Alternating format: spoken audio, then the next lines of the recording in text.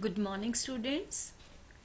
Welcome to Science Virtual Classes. Yesterday, we have started chapter 10, Water, of our science book. Today, we have continued the same chapter, Water.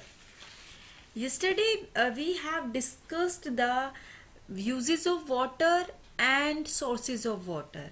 Now, today, I'm going to discuss the natural sources of water. First of all, rain. Rain is the main source of water. I think you also enjoying the bathing in the rain, and for that you do not need the water from the tap or the bucket. You get a natural shower of water from the sky. So rain is the main important natural source of water. Lakes, ponds, river get water mainly from the rain. Sea is the largest source of salty water, and without water life is impossible on the earth. My dear students, the river flow into a sea or an oceans, and most of the part of the rain water goes underground. Here I am using the word underground. That is called the groundwater. Now, what is groundwater? Question is arising. What is groundwater? Groundwater, water trapped between the under rocks, is called groundwater. That is the definition of the groundwater. And you also say that water present under the surface of earth is called groundwater. This groundwater is used by plants for their growth. People draw it from well or by using hand pump. This groundwater we have withdrawal from the hand pump and well. In many places, river water is purified for drinking purpose.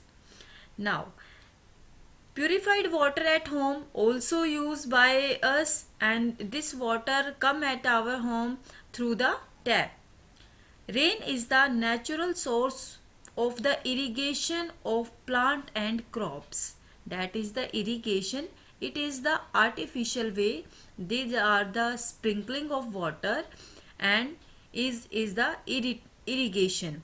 So, but rain is the natural source of the irrigation of the plant and crops. And rainwater washes away the dust and dirt from the leaves of the plant. You see, there are some plants on the roadside and their leaves are the black in color. But black color, that is the dust, impurities of the leaves. When rain has come and the rainwater washes all the dust and dirt from the leaves of the plant, and plant look greener, fresh and more beautiful after rain. My dear students, importance of water means water is most essential for survival of the life on earth, and 70% of earth is covered with water, means 3 by 4 part of the earth's surface is covered with water. I think you have also observed, noticed that there are the behavior of the some animals and birds. You see, after the rain, peacock dancing, and it enjoy the rain and feel happy. Means every person, every living things enjoying in rain. Next is snow. And have you ever been to a hill station during the winter and see the snowfall? And the snowfall is small white cotton like flakes.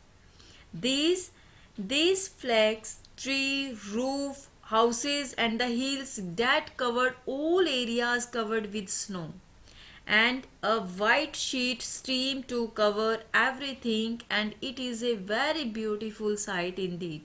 You also see on the screen all leaves, all areas, roads, all are covered these the white cotton, and this white cotton is known as snow.